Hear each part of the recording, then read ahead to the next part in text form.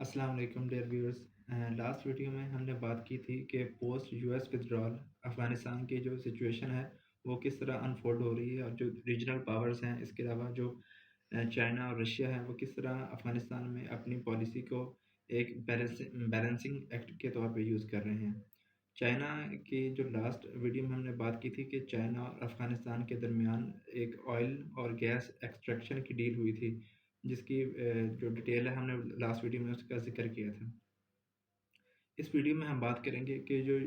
افغانستان میں موجود منرلز ہیں اور جو ریئر ارتھ میٹلز ہیں، یعنی ان کی جو نیچرل ریسورسز ہیں ان کی کتنی پوٹینشیل ہے اور ان کے کیا چیلنجز ہو سکتے ہیں چائنا کے لیے اگر وہ یہاں پہ انہیں نکالنا چاہتا ہے، اور ایکٹیولی سیمی کنڈکٹر انڈسٹری اور الیکٹریکل جو وہیکلز ہیں جو فیوچر ہے جن کا، اس کے بارے میں چائنا کس طرح آپریٹ کرے گا اس ریجن میں. لاسٹ ایئر افغانستان حکومت نے وہاں کے جو طالبان کے جو ڈی فیکٹو حکومت ہے انہوں نے ایران، ترکی اور جو ہے چائنا ان کے ساتھ 6.6 بلین US ڈالر کے ایگریمنٹ کیے، جس میں لیتھیم کی ایکسٹریکشن شامل ہے. اس کے علاوہ 2007 میں چائنا کے ساتھ انہوں نے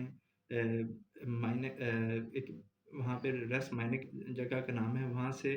کاپر کو نکالنے کے لیے 30 سال کی لیز پہ ان کا معاہدہ ہوا تھا 2007 میں چائنا اور افغان حکومت کا، اور اس پہ اتنا افیکٹولی عمل نہیں ہو سکا. اسے ایک امپیڈیمنٹ سمجھا جاتا ہے کہ چائنا پاسٹ میں نہیں کر سکا، یہاں ڈلیور نہیں کر سکا، تو وہ فیوچر میں کر پائے گا یا نہیں.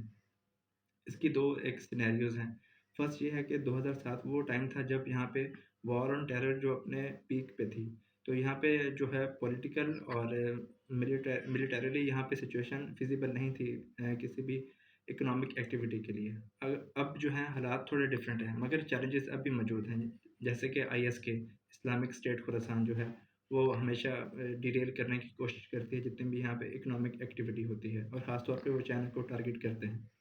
اب چائنا جو ہے یہاں پر لیتھیم، کاپر، نکل اور جو دیگر جتنے بھی ریسورسز ہیں جو سمجھی جاتی ہیں کہ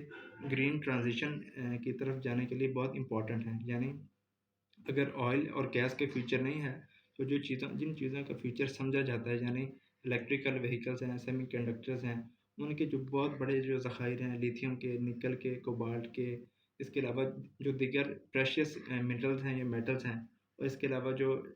ریئر ارتھ میٹلز ہوتے ہیں وہ یہاں پہ بڑی تعداد میں موجود ہیں. اور US جیولوجیکل سروے یعنی پینٹاگون کے اندر جو ایک ادارہ ہے جو بزنس فیزیبلٹی اور اس کے آپریشنز کو مطلب کنڈکٹ کرتا ہے، 2010 کی ان کی رپورٹ تھی کہ 1 سے 3 ٹریلین US ڈالر کے یہاں پہ نیچرل ریسورسز موجود ہیں. اس میں انہوں نے یہ نہیں بتایا کہ وہاں کے جن ریجن میں جہاں وہ موجود ہیں وہاں سے ان کی ایکسٹریکشن کرنا اور ان کو پروسیس کر کے انڈسٹری تک لانا، اس کی وہ کاسٹ اس میں شامل نہیں تھی. یہ بس ان کی ایک جو را مٹیریل ہے اس کی انہوں نے ورتھ بتائی تھی. اب اگر ہم دیکھیں تو جیوگرافیکلی جن ریجن میں یہ موجود ہے، یعنی نورستان میں یا لوگار پروونس میں یا جن پروونسز میں یہ موجود ہے، وہاں پر کنیکٹیوٹی کا بہت بڑا ایشو ہے، کیونکہ وہاں کی جو ٹرین ہے افغانستان کی وہ ہے کہ وہاں پہ پتھریلے اور ناہموار علاقے مطلب ہیں بہت زیادہ،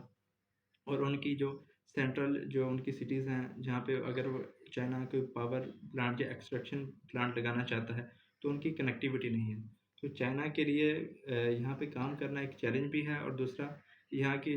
جو افغان حکومت ہے وہ یہ بھی دیکھ رہی ہے کہ چائنا کے علاوہ اور کون سے پوٹینشیل ان کے جو پارٹنرز ہو سکتے ہیں اس ڈیل میں. اگر چائنا افیکٹولی کنیکٹیوٹی کو انکریز کرتا ہے تو اس کے لیے بہت بڑی اپرچونیٹی ہوگی کہ یہاں پہ وہ ایک اپنی منوپلی بنا لے. یعنی لیتھیم کی ایکسٹریکشن کے لیے، کاپر کے لیے تو وہ پہلے سے کام کر رہا تھا، ابھی اس پہ اتنا زیادہ کام نہیں ہوا، مگر چانسز ہیں کہ حالات جیسے بہتر ہوں گے تو وہ اس پہ بہت تیزی سے کام سٹارٹ کریں گے. اس کے علاوہ جو اگر ہم دیکھیں تو چائنا جو ہے وہ ان کی آپس میں کنیکٹیوٹی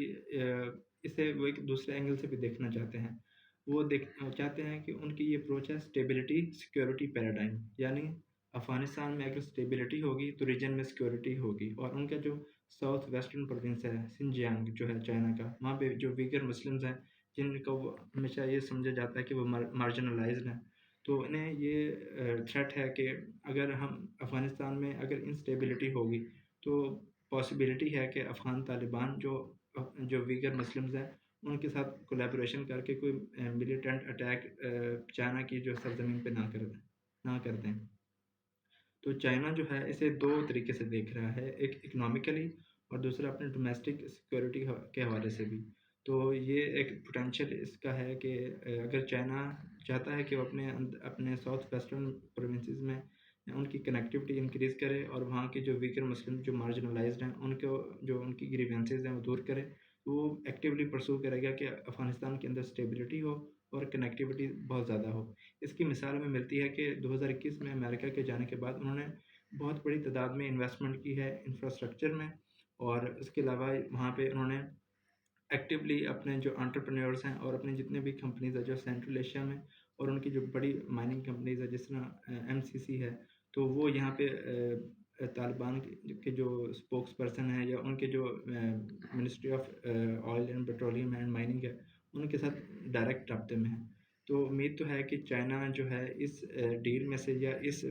پوری جو ان کی اسٹرگل ہے وہ گرین ٹرانزیشن کی طرف جو موو کرنا جا رہے ہیں، پوری دنیا جو گرین ٹرانزیشن کی طرف جا رہی ہے، یعنی وہ آئل اور گیس سے ٹرانزیشن کر رہی ہے. جس طرح 2023 میں جو ہمارا یہ کانفرنس آف پارٹیز ہوئی تھی